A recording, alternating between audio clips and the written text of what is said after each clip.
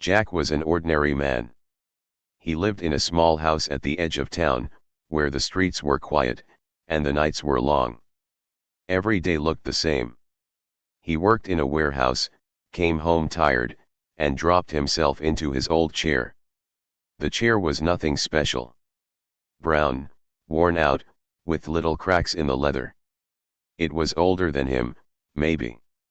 He didn't even remember where it came from. His father once told him it was from a second-hand store, and Jack had never cared to ask again. All he knew was that it fit him perfectly. Not too soft, not too hard. It almost felt like it had been waiting for him. That chair was the center of his life. He ate dinner in it. He fell asleep watching TV in it. He thought of it as his little safe spot, his fortress from the world. But one night, something strange happened. Jack sat down after a long day, remote in hand, ready to watch the news. The TV buzzed and the picture broke into static. He sighed, hit the side of the set, and the image returned. But then he heard something soft, steady, like a low hum. He turned his head. The fridge was silent. The fan wasn't on. The hum was not coming from anywhere in the house. It was coming from the chair. Jack frowned. He leaned forward, stood up, then sat back down. Every time he sat, the sound returned. A slow vibration, deep under the surface. He pressed his hands on the armrests. They felt warm. "This is weird," he whispered. The next day, he ignored it. Maybe it was in his head. But the hum returned every evening, louder, like the chair was alive. His phone battery drained faster when he sat on it. His TV remote stopped working. Even his old clock on the wall ticked out of sync. It wasn't just his imagination. Something was wrong with the chair. 3 nights later, it grew worse. The dog across the street barked whenever Jack sat down. Street lights outside flickered. And then, one evening, the entire room shook when he leaned back. The hum turned into a pulse, a rhythm, like a heartbeat. Jack jumped up, heart racing. Okay, that's enough. He thought about throwing the chair out, but something inside stopped him. He couldn't explain why. It felt wrong, like abandoning it would be a mistake. Against all logic, he sat back down. The moment he did, the house filled with light. It came from outside, bright and white, spilling through the curtains. Jack rushed to the window. What he saw made his mouth go dry. Above his street, the sky had split open. Dark shapes moved across the clouds, smooth and silent. They were not planes. They were not helicopters. They were ships. Sleek, black, glowing with strange blue patterns. At least a dozen of them, lowering slowly, without a sound. Jack stumbled back. His chair pulsed harder. The hum grew louder, matching the movement of the ships. They weren't heading to the city. They weren't going to the government. They were coming to him. A shadow passed across his window. Then another. And then he heard the sound of boots, metallic, heavy, stepping onto his porch. Someone knocked on his door. 3 times. Firm. Purposeful. Jack froze. His body wanted to run, but his legs refused. The knock came again, louder. He grabbed a baseball bat from the corner, but his hands shook. Then, a voice echoed not from the door, not from outside, but inside his head. "Operator." Jack dropped the bat. His breath caught in his throat. "You have held your post," the voice continued. "Calm, deep, and strange. The beacon is active. Reinforcements have arrived." Jack's chest tightened. "What the hell are you talking about?" he whispered. His words felt too small, swallowed by the silence of the house. The chair glowed faintly now, lines of blue crawling across the fabric like veins of light. Jack stepped back, but the voice pressed on. You remained. Against all odds, you remained. Earth stands because of you. Jack shook his head. I'm not anyone. I just sit in that chair every night. That's all I do. The knock came again. Slow. Heavy. Deliberate. The air outside buzzed. The hum inside the chair became a roar. The ships hovered above his house, their lights burning like suns. Jack understood one thing, even if he couldn't believe it. They weren't here to invade. They weren't here to fight. They were here because of him. And his old chair was not just a chair. It was something else. Something important. Something waiting for this very moment. The knock came again. Louder this time. The sound echoed through the walls, steady and strong. Jack stood frozen in the middle of the room, his heart racing so hard he thought the strangers outside could hear it. He wanted to hide.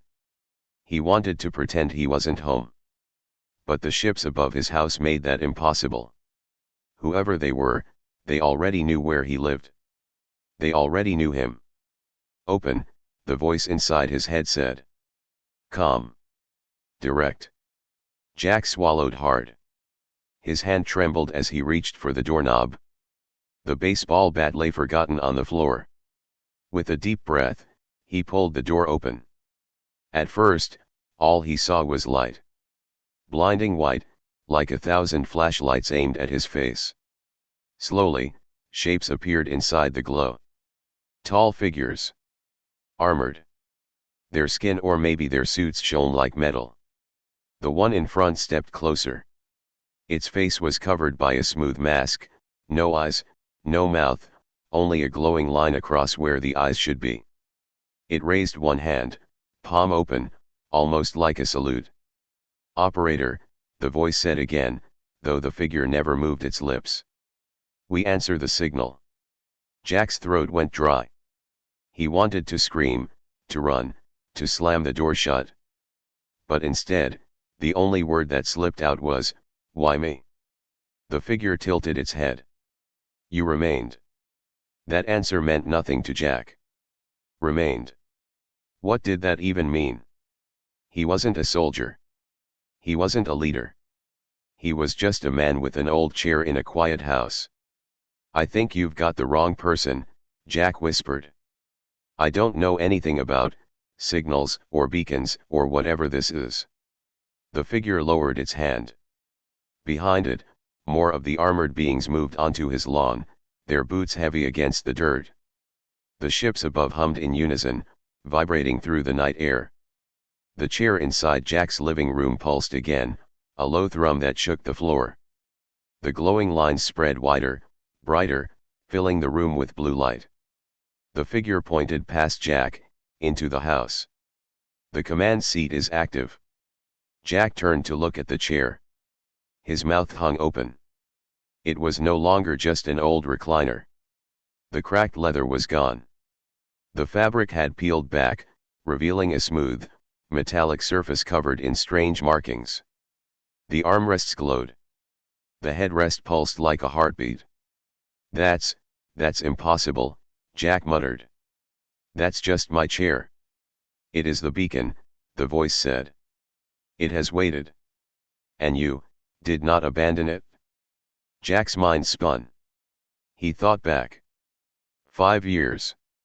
Every night, after work, after long days, after everything else had gone wrong in his life, he had always sat in that chair. He never got rid of it, even when friends told him it looked like junk. He never replaced it, even when he could afford better. He always came back to it. And now these aliens, because that's what they were telling him that simple choice meant something far bigger than he could imagine. This can't be real, Jack said. I'm not some hero. I'm just a guy. The figure stepped forward. Its glowing eyes locked on him. A hero is one who endures. You endured. That is enough. Jack felt his chest tighten. Nobody had ever said that to him before. At work, he was invisible. To neighbors, He was just the quiet man across the street. But now, these beings spoke to him like he mattered. He shook his head. "What do you want from me?" "To take your place," the voice said. "To continue the watch. But the final command belongs to you. The seat has chosen." Jack stared at the glowing chair. It didn't look like furniture anymore. It looked alive. Waiting. Calling. His stomach twisted. This was insane. He didn't want this. He didn't ask for it. But something deep inside whispered that maybe, just maybe, he had been meant for this all along. He took one step back into the living room. The aliens didn't follow. They stood silently, as if waiting for him to decide. The hum of the chair grew louder. The light spilled across the floor, painting his walls with blue symbols he didn't understand. Jack's hands shook. He slowly lowered himself into the chair. The moment he sat, everything changed. The house vanished. The room around him dissolved into blackness filled with stars.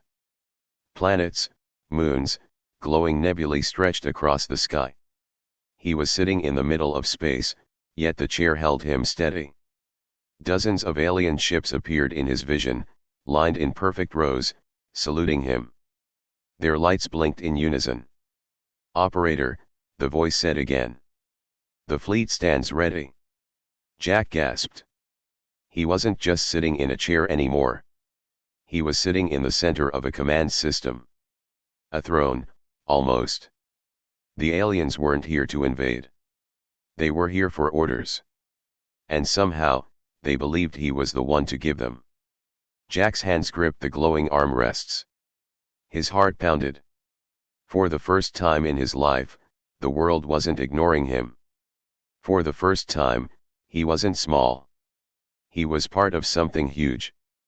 But he also knew one thing: if he gave the wrong order, if he made a mistake, the cost would be bigger than anything he could imagine. Jack closed his eyes, the hum filling his bones. He wasn't ready. He wasn't trained. But the aliens were waiting for him. And he realized something terrifying. The fate of Earth might actually rest on him. Jack sat frozen in the glowing chair. The room around him was gone. All he saw was the endless stretch of space, stars burning like diamonds across the dark. The alien ships hovered before him in perfect formation, waiting, silent, patient. The voice spoke again inside his head. Calm. Powerful. Operator. Issue your command. Jack's throat went dry. Command. Him. He wasn't a soldier. He wasn't a leader. He was a warehouse worker who spent his nights in front of the TV. I don't know what to say," Jack whispered. His voice cracked. "You sit in the command seat," the voice replied. "The fleet will move when you speak. The fate of your world rests with you." Jack's heart hammered. He thought of his life. The small town. The boring days. The quiet nights. And now, all of it was hanging on his shoulders. "What if I make a mistake?" he asked. "Then your people fall," the voice said. No comfort. No softness. Just truth. Jack's stomach twisted. His hands gripped the armrests tighter. His pulse thudded in his ears. He forced himself to look at the fleet.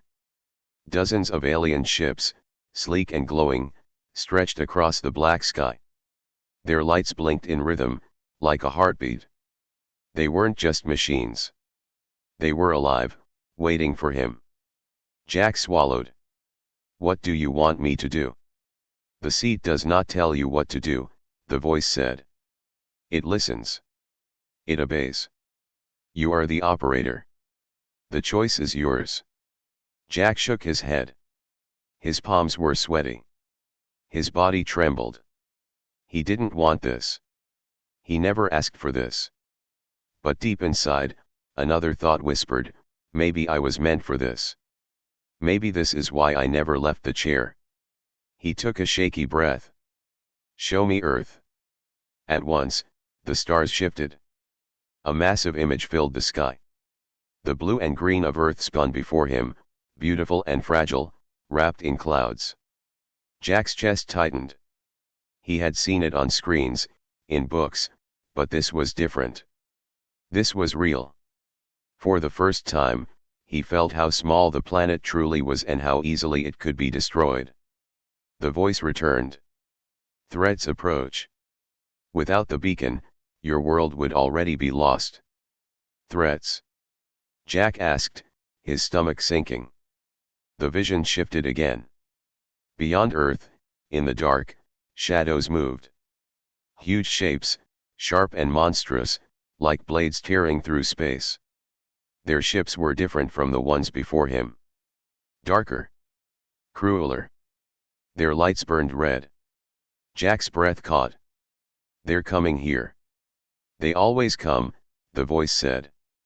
For centuries, they have sought to consume your world. But the beacon remained.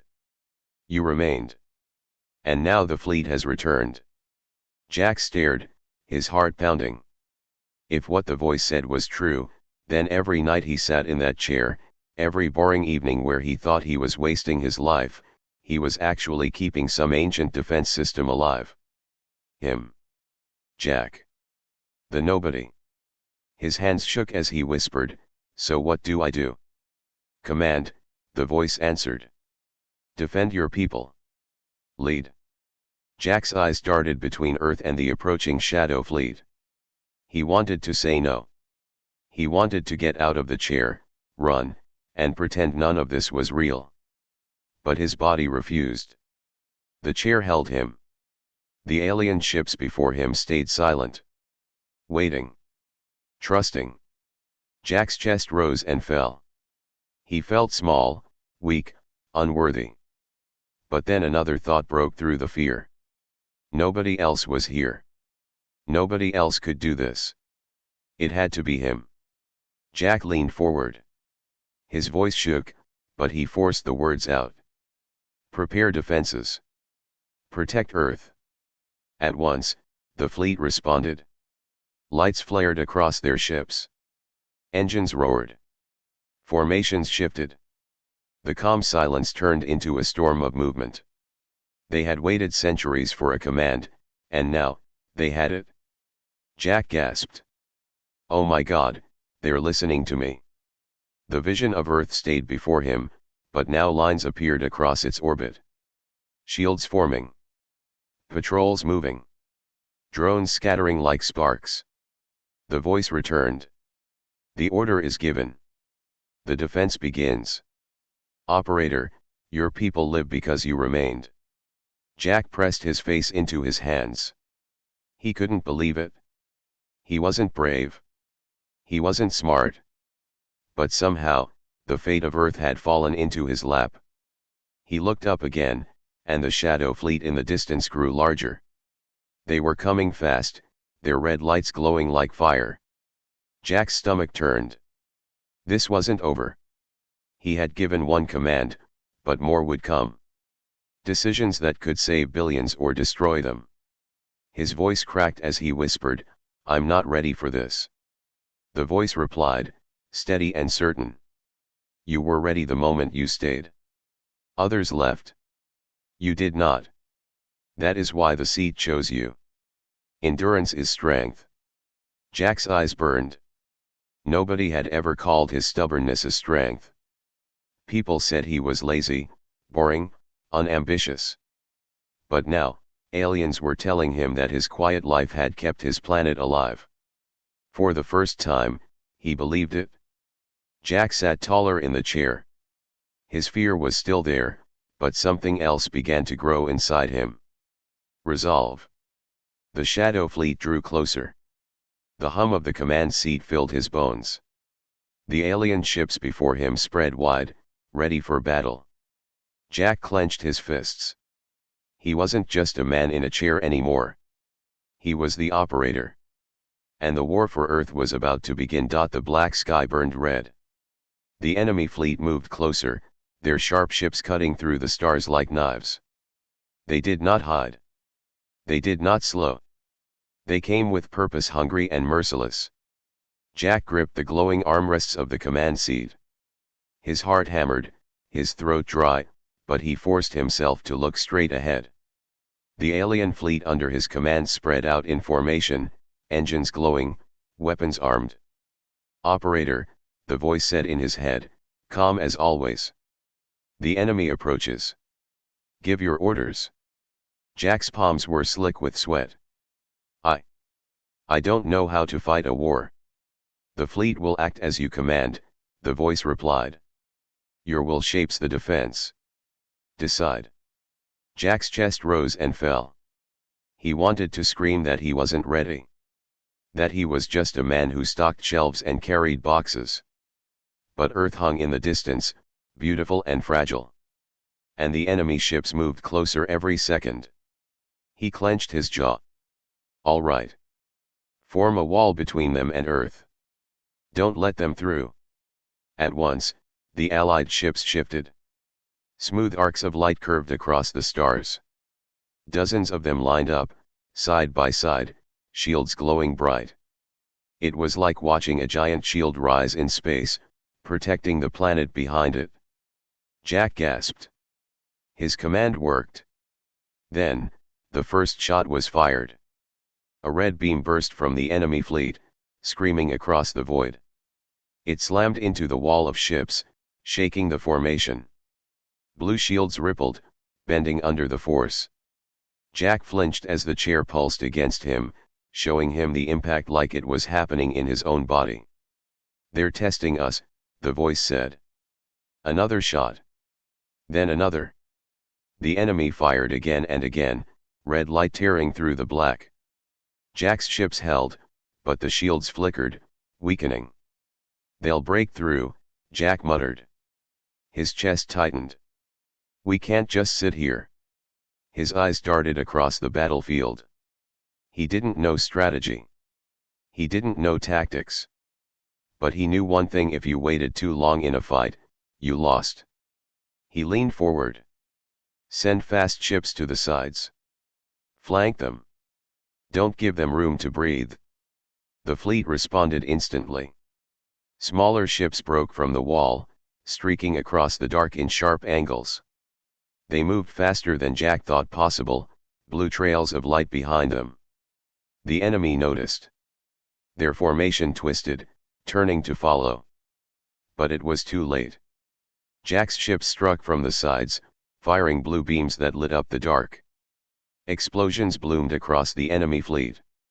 1, 2, 3 ships shattered, breaking apart into glowing debris. Jack's eyes widened. It's working. But the victory was short. The enemy roared back. Their ships split into swarms, fast and ruthless, red lights blinking as they darted around the flanking ships. More beams fired.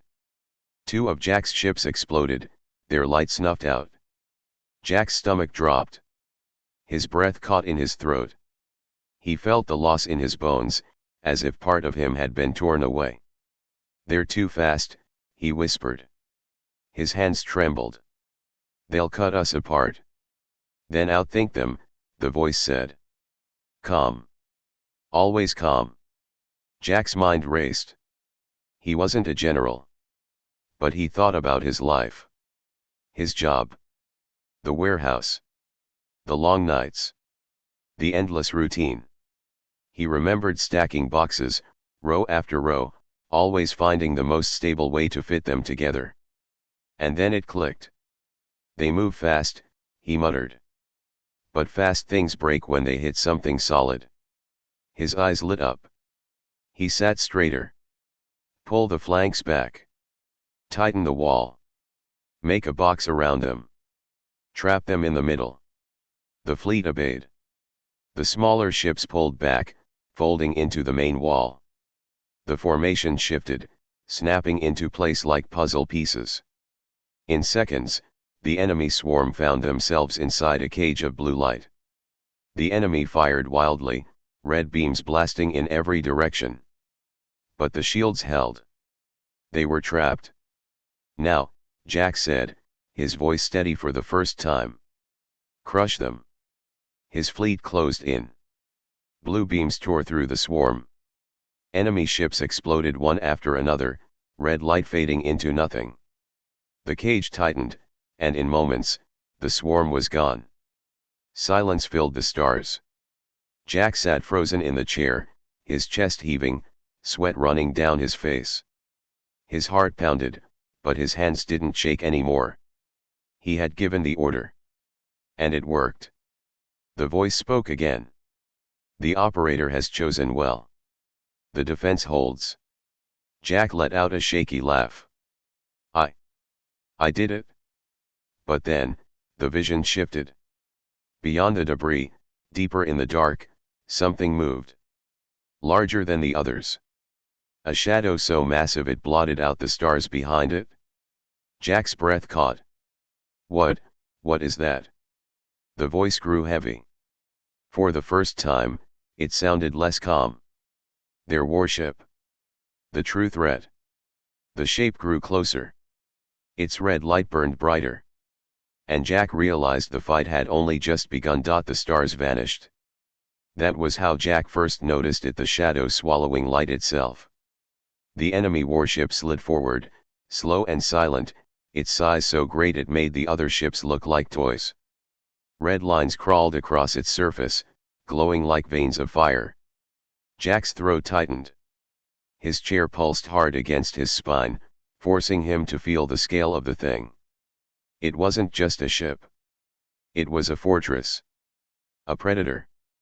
The calm voice spoke in his mind. Operator. The true threat arrives. This is the vessel that ends worlds. Jack gripped the armrests, knuckles white. How do we stop that? The voice gave no comfort. It does not stop.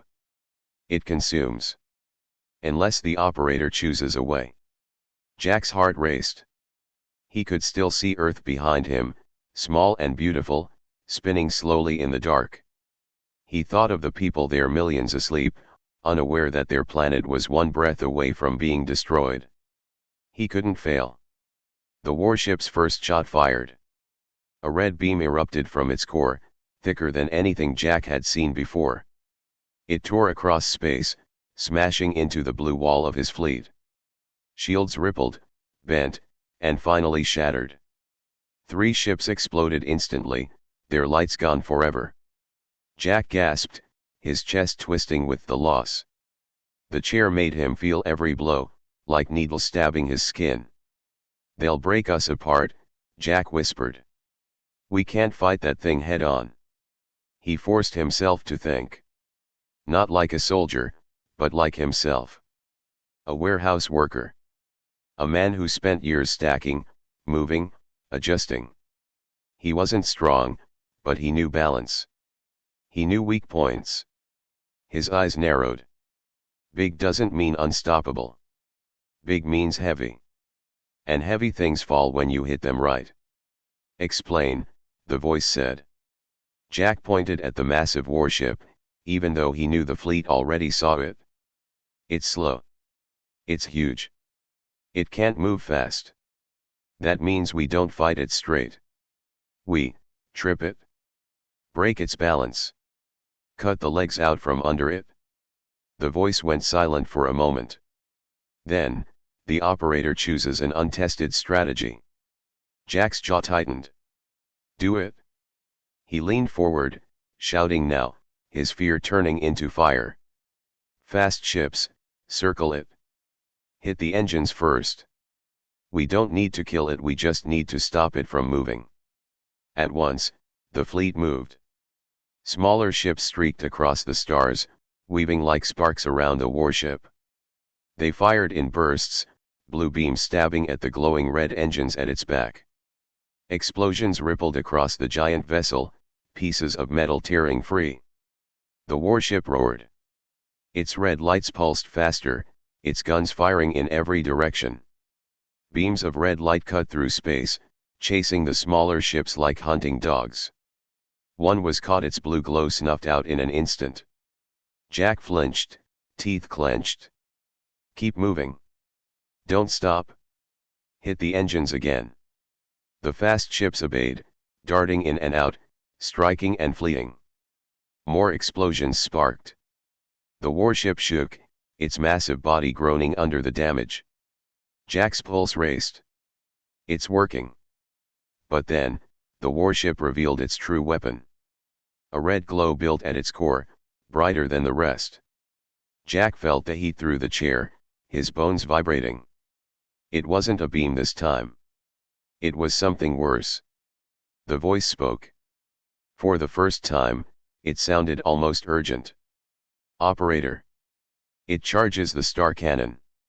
A single shot will pierce your planet. Jack's blood went cold. Earth.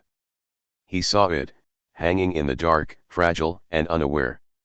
If that cannon fired, the world he knew would vanish. His mind raced. Engines weren't enough. The ship would still fire even if it couldn't move. He needed something bigger. And then he remembered something from long ago. He remembered being a boy, stacking dominoes in his room. One push, and they all fell. Not because they were weak, but because they were connected. His eyes snapped to the debris floating around the battlefield, the wrecks of enemy ships, chunks of metal, shattered engines. A crazy idea lit in his head. He leaned forward, his voice steady, sharp. Use the wreckage. Push it. Ram it into the warship's cannon before it fires. Silence. The fleet paused, waiting. Do it now. Jack shouted. The ships obeyed. Engines roared. Blue trails cut across space as they pushed broken enemy ships, scraps of metal, even their own lost vessels. Bit by bit, the debris moved, floating faster, shoved straight toward the glowing cannon.